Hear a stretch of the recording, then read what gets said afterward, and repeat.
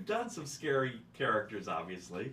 You've done such a wide range of people, but to go find this guy, Thank you, man. what did you Thank do in you. your head to go find Matthias? Thank you very much for saying that. You know, I really, and I've said this a few times, that I just thought about initially what the day was like for him when he said goodbye to his children and his wife, and I thought about how much hope he had leaving them and saying, you know, I'm going to be gone for a year, but in this year I'm going to do great things, and I'm going to discover something that has never been discovered before.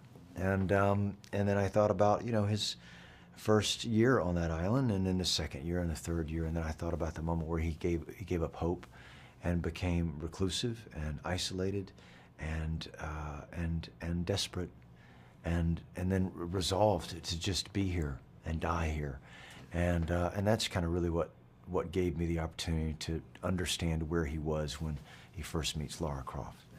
Well, you know, it's interesting. I've talked to a lot of actors who say, you know, if you really play a quote-unquote villain, small v, well, you don't play him as a bad guy, because in their minds, they're not a bad guy. You know, they're doing a job or they're doing whatever. Yeah. But, if you know, it's one of those weird things where, you know, they really think they're doing what is right in their mind. And I assume that's how you approach Vogel. Yeah. That's really kind of how I approach everybody and that I've played, you know, and most of the actors that I look up to all do the same thing.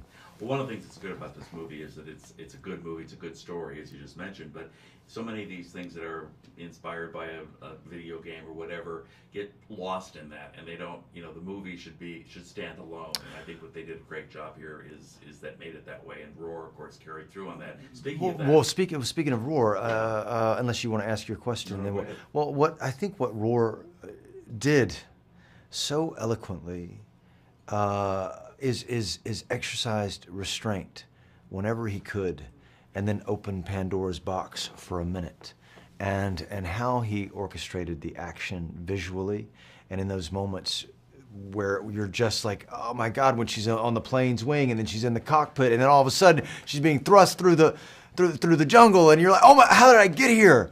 It goes up to 10, only for him to kind of bring it back down to 1, it takes a lot of courage to be able to do that.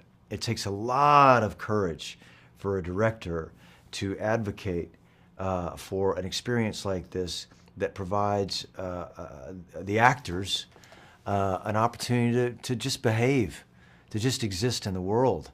And he certainly gave Matthias that opportunity, but he really gave Alicia's Lara Croft that opportunity, and Dominic's as well. And I, you know, there are things that one has to do, and there is something there for everybody that loves this heroine and loves this journey, this franchise. But then it says, okay, well, but let's for a moment imagine that Lara Croft is a real person.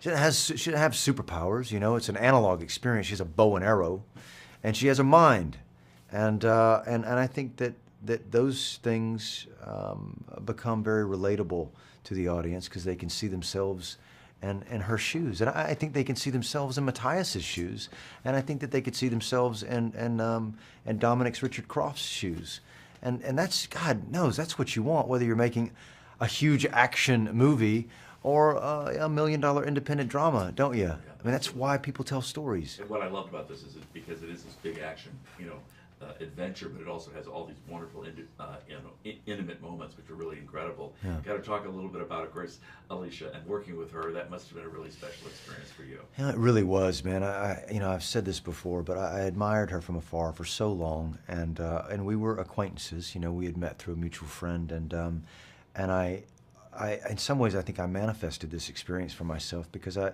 really thought about what it would be like to be in a scene with her, to do something with her, and I thought that it would be special, that it would be different, you know, and I wasn't surprised. She was everything and more that I had hoped that she would be.